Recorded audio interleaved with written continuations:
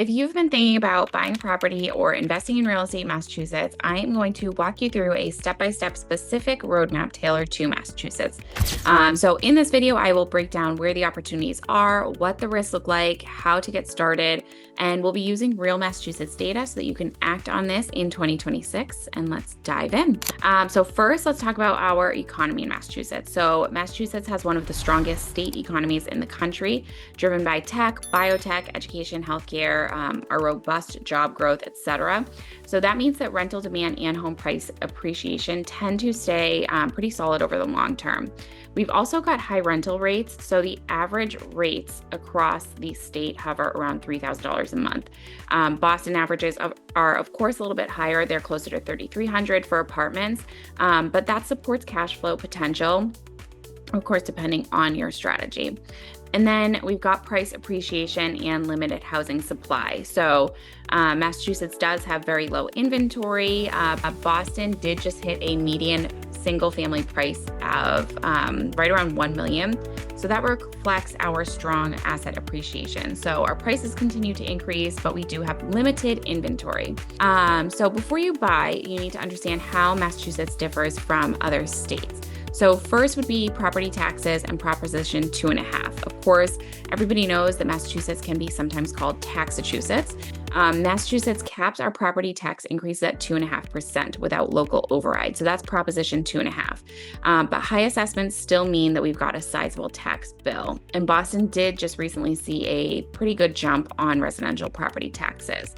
We've also got tenant and landlord law. Massachusetts has tenant-friendly protections, including eviction regulations. And Chapter 93A applies to unfair practices in rentals. So you want to make sure that you're very familiar with these laws, and you want to partner with either a property manager or an attorney. I would definitely suggest speaking with an attorney so that you understand if you're going to be renting out properties, you understand what the tenant and landlord laws are, because we are very tenant-friendly.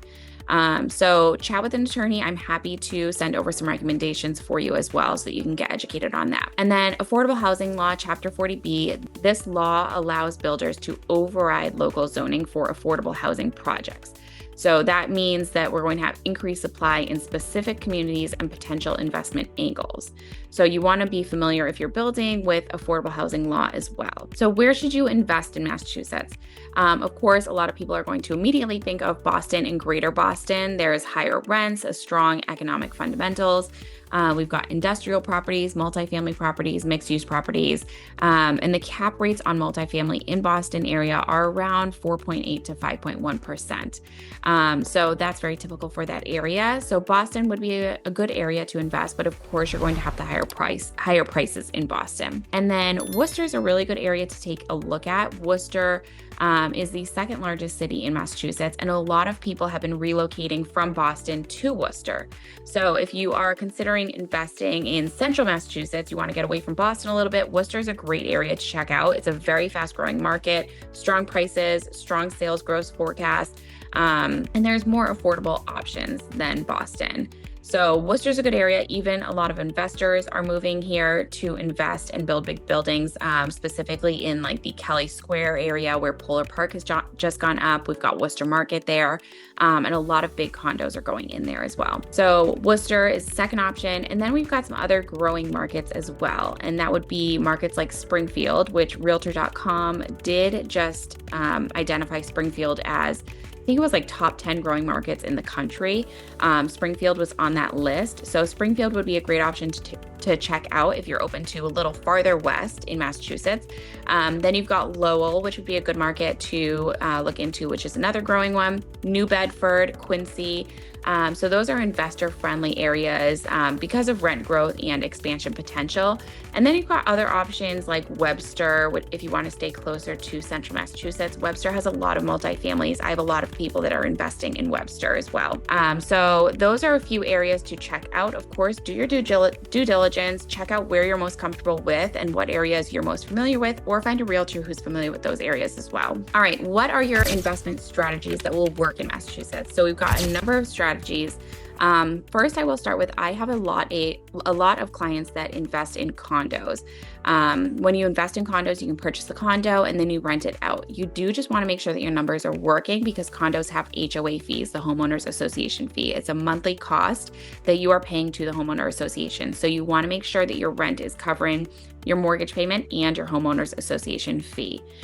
So condos is a good option if you wanted to kind of start small and build a little portfolio. You've also got buy and hold rentals. So these are great for cash flow and appreciation.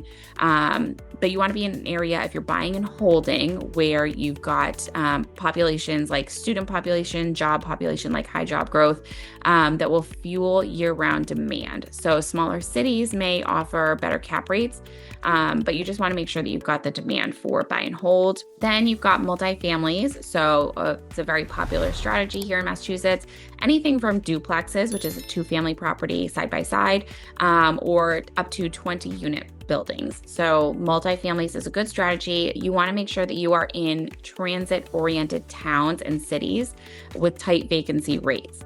So places that have access to public transportation is going to be very important for that. You could look into short-term rentals if you're looking in seasonal markets like Cape Cod or the Berkshires. These would perform well with vacation rentals, but you want to make sure you're familiar with local regulations first. Some towns and cities do have regulations against things like short-term rentals, Airbnbs, etc.